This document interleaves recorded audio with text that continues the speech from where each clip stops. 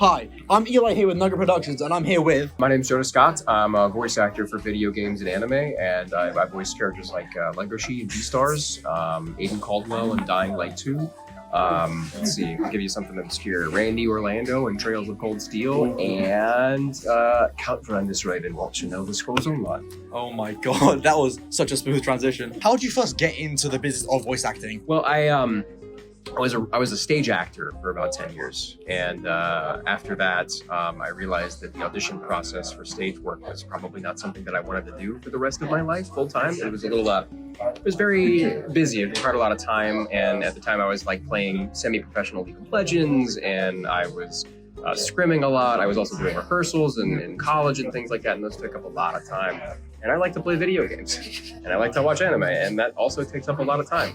So I needed to make sure that I was taking care of myself as well as my career, and I discovered voice acting, and that was something that I could do remotely from my dorm, from my college dormitory.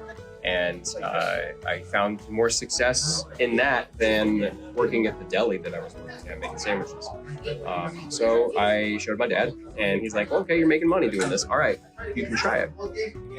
But I was 18 and I didn't need his permission. So I moved to Los Angeles with like $200 in my pocket, and I slept on the floor for a while. And my buddy taught me how to dub while I was living there. His name is Jalen Cassell. A really popular director out in Los Angeles. He's very, very good at his job.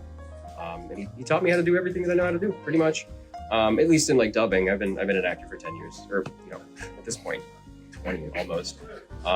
So yeah, that's pretty much how I got started. How did your first voice acting gig come about? Was this someone that recommended you, or did you have to go through like hundreds upon thousands of auditions? Well, not thousands, but it's a lot of auditioning. It's a lot of auditioning. And the first, you probably don't know my first role. I don't really remember my first role because it was something in an independent project, some 10 years ago, right? So it's very obscure. It's something that probably doesn't even exist anymore. Or it is on YouTube, buried in links upon links. But yeah, I don't think you should really remember your first gig, honestly. At least your first paid gig, because a lot of the time it's going to be something that was like, here's $75, say these 10 lines, and then you're good to go and get out of there, and you won't remember it. You remember the really important things, like the first time you book a lead, or the first time you get a principal character, or the first time you're not doing exclusively Walla work or something like that. So yeah. You mentioned doing Legoshi earlier. How did that come about? Because I'm sure that many BEASTARS fans are probably freaking out right now. I just auditioned. I did an audition, and it was me. I auditioned for Legoshi, Bill, Louis. That was it. I think Legoshi, Bill, and Louis were the only three I auditioned for, and I was almost Bill instead of Legoshi, but Netflix was like, no, we need him for Legoshi. Were you a fan of BEASTARS beforehand, or was it just like, oh, this sounds fun? Oh, no. I knew from the audition, I was just like, oh my God, I've read this manga before. I've seen the show because it was out a couple of years before they decided to dub it in English. But yeah, I was a huge fan, and I knew the weight of a lot of this stuff. I'm a weeb, so I watch it, I read it, I play the video game, I make sure that I'm well versed in what I'm talking about and what I'm working on, and so that I do it justice. So you say the research aspect is very much important when it comes to auditioning? If you want to call it research, I call it fun. So the fun aspect is very important. You're darn right. So would you say that it's fun researching for every single role that you do, or there's some way just like, I cannot be bothered for this? Oh, there's some times definitely where you're just like, if you don't like the show, or if you don't know what it is, if it's just another, random isekai that you don't really care about, you're not going to go and watch that, right? Unless you are a glutton for punishment. Sometimes they're not that great. Sometimes you're in shows that you legitimately think are bad. And, I'm not going to say the names of them or anything like that, but then you just got to grin and bear it, You got to do your best work. We're never trying to make a bad dub. And contrary to popular belief, we're never intentionally trying to make a bad dub. Everybody who's put in the position that they're in is trying to do the best they can with what they have. Would you say that was a role that you were at first not really excited to voice, but ended up really loving? Johnny Bolt and Supercrooks. That fell in my lap. I got a phone call on the way back from another session from my agent, and he's like, "Hey, I got an offer for you," which in agent speak is like, here's work, right? Here's an offer, and the offer is this comic book that they're adapting into an anime, and I'm like, an anime into a comic book, and they're like, yeah, it's called Supercrooks. So I didn't know what it was. I went home and looked it up, and I'm like, this is a legitimate graphic novel that they're adopting, and this guy's cool as hell. This guy looks awesome, and they want me to play the lead. So I was very, very apprehensive at first. I'm just like, I don't know what this is. It's another, cash grab adaptation. But it was a fun show to do. It deviated a little bit from the source material and gave it a good. It also like brought in a bigger universe, Mark Miller's bigger universe, because he did like, what is it? I forget the name of it, but he did a live action kind of like superhero show a while ago, and that is involved in that universe, and all the heroes are in that and everything too. It's pretty cool. Going back to the BEASTARS talk, would you say Legoshi was definitely a dream role, or was there one that is above it in terms of you really want to voice them? Legoshi was a happy medium of me being in the right place at the right time, and my voice just sounded right. It was perfect. It just fit. I personally believe my voice just fits for Legoshi.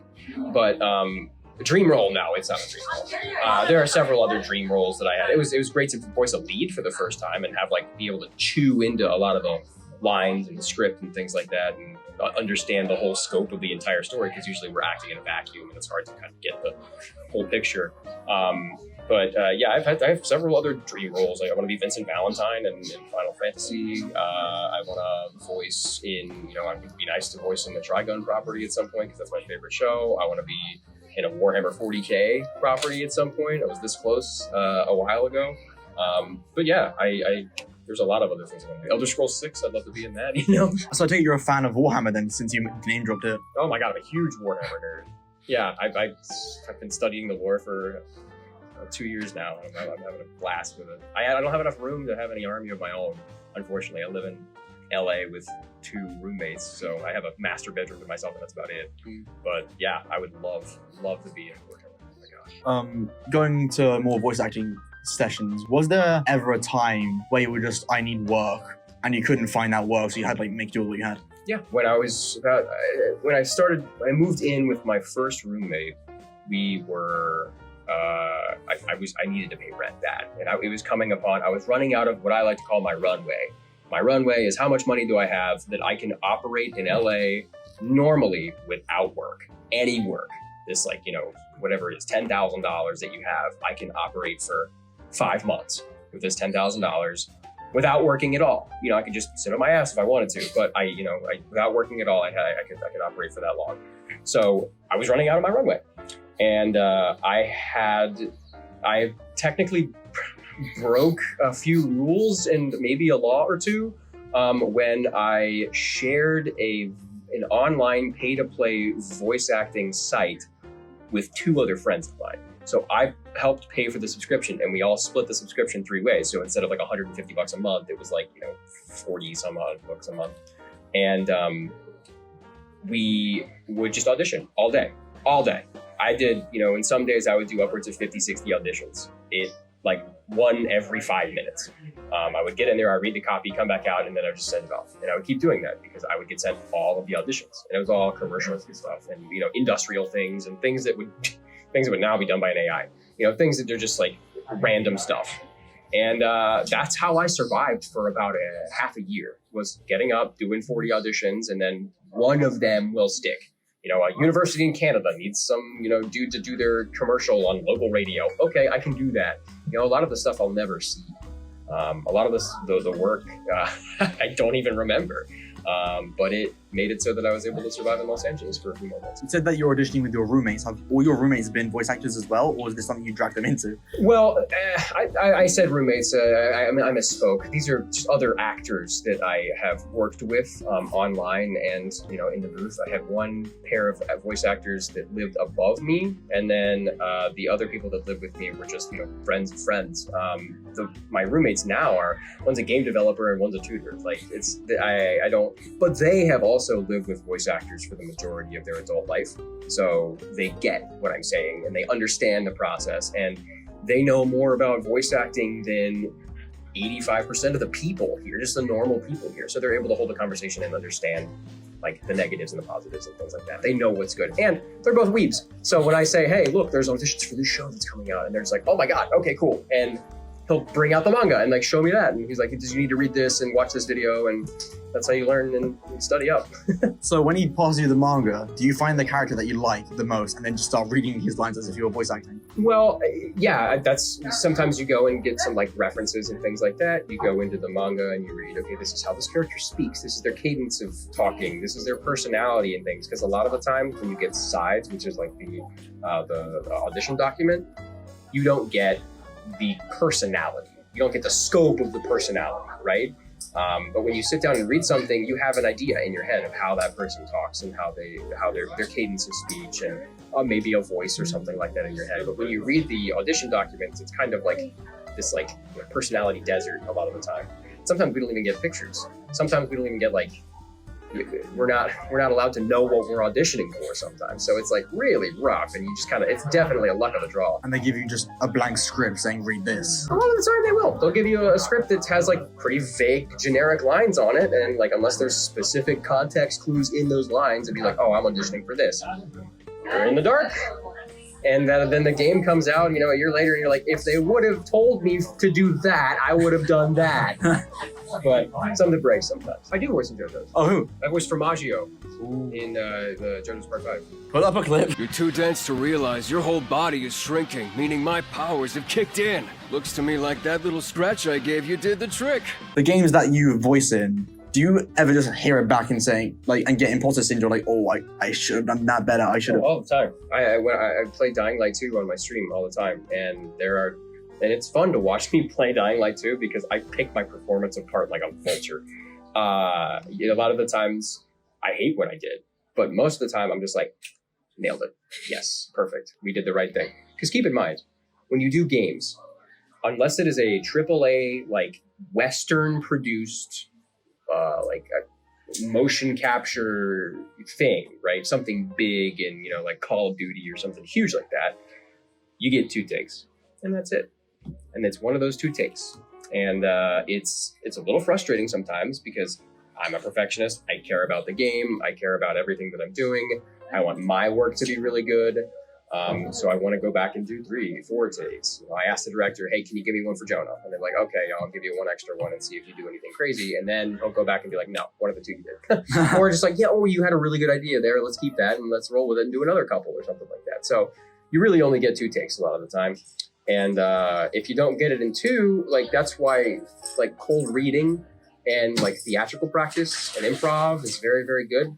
Because you're able to just kind of dovetail fun things in there, and you know you're able to be like, hey, let me do a thing, right? And then you have a fun idea to see if the director will take it. Have you ever shared a booth with someone that you were kind of iffy about for starters, but then you ended up really like loving, becoming really good friends with? I have never shared a booth with anyone. Most of what I do is in isolation. I've never been in a prelay show yet. I've never been in a prelay show, so I haven't had the luxury, especially after COVID. It's very rare to have everybody in the same room together. Even in prelay, sometimes you have these big dividers that are reflective. They're supposed to be for sound, but they also keep funneling the air in the right order and making it so that you don't catch, you know, not just COVID, but the flu and things like that. So I've never shared a booth with anybody. It's all been by myself. Would you like to share a booth with someone? Oh, for sure, dude. That reminds me of going back to theater. You share the entire stage with everybody, including the people backstage. So it's more of a communal thing, I think. The community in voiceover is in the online scene, you know, on Twitter and, you know, Instagram and things like that, interacting with people like that. And then when you finally get the chance to, they're in town or, you know, somebody you get to hang out, you finally get the chance to sit down and actually talk to your friends. So it's really nice. Your voice acting friends, do they sometimes go like, oh, I know Jonah, you can bust the line down?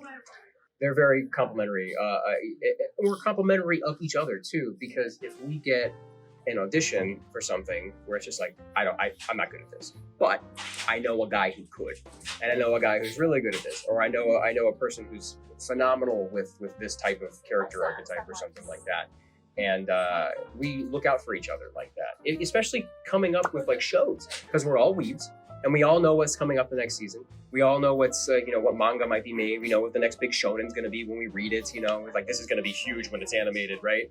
Kaiju No. 8. That's going to be huge, right? That's going to be a big deal. I'm a huge fan of Kaiju No. 8. And there's several characters in that show that I think I can play, as well as a couple of my friends. I'm like, oh, this is a Xeno character. This is a character Alejandro would do really well with. This is a character that, you know, my old roommates would do great with, you know? I'd really like to see you voice Kaiju number 9, actually. I think that'd be really interesting. Thank you. Yeah, I think so too. It'd be really neat. I think it's getting animated. I'm not entirely sure. April 2024, I believe. Okay, so yeah, they're working on it right now.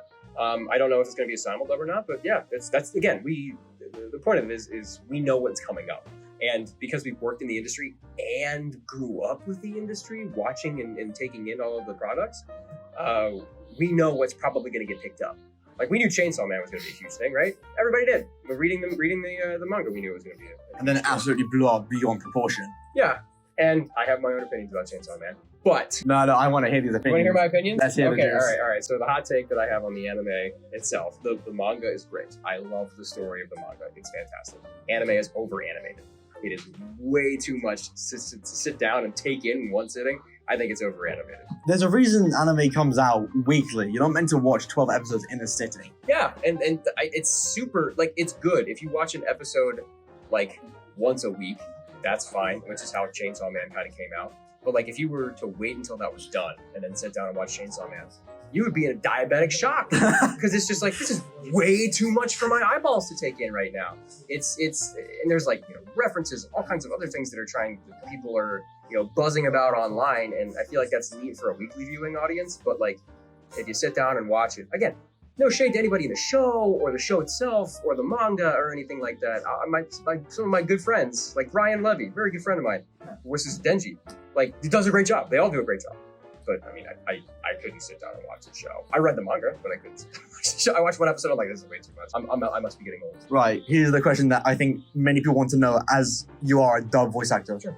I think you know what's coming. Dub and subs. Yep. Why do you what answer do you think of it? Dub. Yes. Yeah, because you're a dub voice actor. Why? No. I watch subs and I watch dubs. There are differences and there are advantages to both. Some people can't see, so it's an accessibility thing. Legally, to be released in the United States, you have to have a dub. There has to be a dub. A dub has to exist. I don't care what you say. Like, a dub has to exist for this property. I don't care if you're mad that it's here or that it exists. It's accessibility, and you know, some people are blind or they can't see, and it's they want to enjoy the content too. They want to be a part of the fandom too. If you were able to go back in time to any point in your career and tell yourself one thing, how far back would you be going, and what would you be telling yourself? Probably 7 years or so, and I would say slow down. The best piece of directing advice I ever got was slow down. Americans are pretty fast talkers a lot of the time, but if you slow down and chew on your words and actually have purpose to what you're saying, people will listen. It's easier in a dub. It's easier to fill up flaps. You can chew on it and make it have a lot more meaning and intention, and especially if you're doing any like accented work or something like that, it really adds a whole other layer to your performance. So slow down. Well, thank you very much. It's been an absolute pleasure. Man, thank you so much. Thank you very much.